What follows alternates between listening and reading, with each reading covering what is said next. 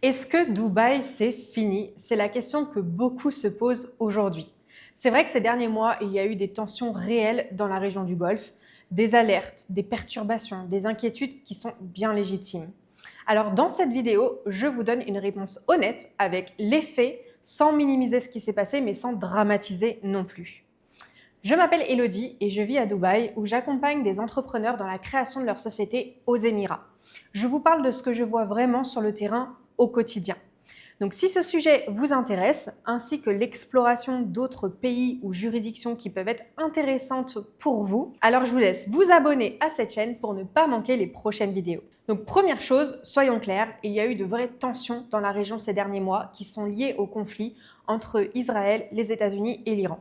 On ne va pas se mentir, je ne vais pas vous dire qu'il ne s'est rien passé, clairement ça serait malhonnête et vous le savez probablement en ayant suivi l'actualité. Maintenant, ce qui est important de savoir, c'est où on en est à l'heure actuelle.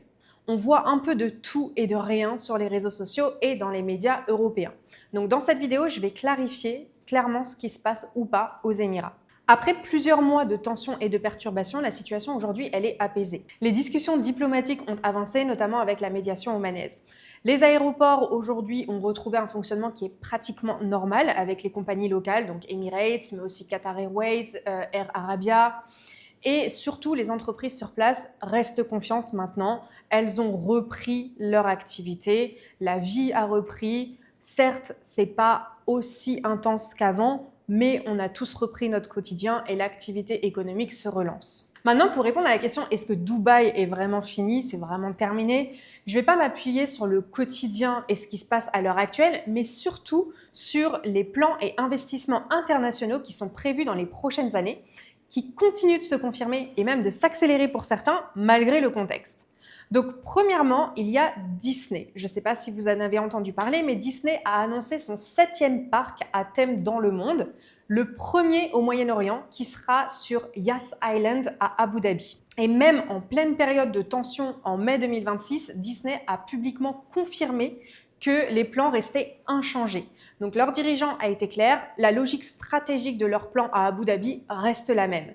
Et ce genre de projet s'inscrit sur 10 ans. Ce n'est pas le type d'investissement qu'une entreprise mondiale engage si elle pense que le pays ne va pas durer ou va s'écrouler dans les prochaines années. Deuxième point, il y a le premier casino du Moyen-Orient qui arrive aux Émirats Arabes Unis. Et je peux même parler au présent puisqu'il est déjà en cours de construction. Il aurait dû être livré mi-2027 et les dernières mises à jour nous ont confirmé l'ouverture officielle en septembre 2027. Ce casino, ce sera le 5e casino du groupe américain Wynn Resort et le premier au Moyen-Orient. C'est un projet de 5,7 milliards de dollars. Donc le projet a connu une courte pause en mars 2026 liée au contexte, mais a repris et on a une ouverture confirmée en septembre. Donc ça, c'est le deuxième gros investissement international qui est quand même un green flag, j'ai envie de dire, pour les Émirats. Troisième point, et qui pour moi est aussi un des plus révélateurs, c'est que les Émirats sont en train de construire un nouveau port à Fujairah. Alors pour ceux qui ne connaissent pas, Fujairah c'est en parallèle de Dubaï, il y a juste à traverser le désert et on est de l'autre côté. Et en fait cette localisation, elle permet d'éviter le détroit d'Ormuz. Donc l'objectif des Émirats est clair, c'est de réduire la dépendance du pays à ce point de passage stratégique en cas de nouvelles tensions régionales.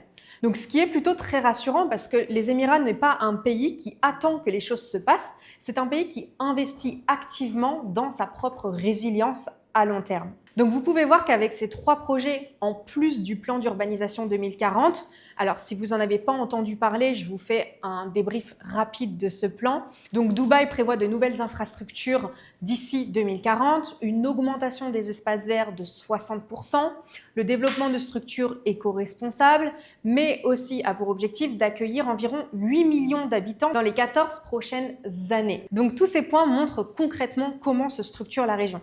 Dubaï continue de se positionner comme un hub business et veut se positionner comme la ville la plus agréable à vivre dans le monde d'ici 2040. Abu Dhabi monte en puissance comme un hub touristique et culturel et le pays tout entier se renforce structurellement pour absorber les chocs futurs. Donc pour répondre clairement à la question, est-ce que Dubaï c'est fini? Non, Dubaï n'est pas fini. Il y a eu une vraie période de tension et ça serait malhonnête de le nier, mais la région reste un pari sur le long terme pour des entreprises mondiales qui n'ont aucun intérêt à investir des milliards si elles anticipent une instabilité durable et un pays qui s'écroule. Et pour ceux qui envisagent d'investir, c'est même une option intéressante à considérer maintenant parce qu'avec tous ces projets en cours, entre Disney, le Casino Wynn, le nouveau port à Fujairah, le plan 2040, ceux qui investissent aujourd'hui, avant que ces développements soient terminés, ont une vraie possibilité d'appréciation de la valeur de leur capital dans les prochaines années. Donc si vous avez des questions sur votre projet aux Émirats, pas forcément que Dubaï, mais je peux vous répondre sur les 7 Émirats. N'hésitez pas à poser vos questions en commentaire ci-dessous ou prendre rendez-vous avec moi pour votre consultation gratuite. Le lien est dans ma bio. Et si ce n'est pas déjà fait, abonnez-vous pour être informé des prochaines vidéos. À très vite!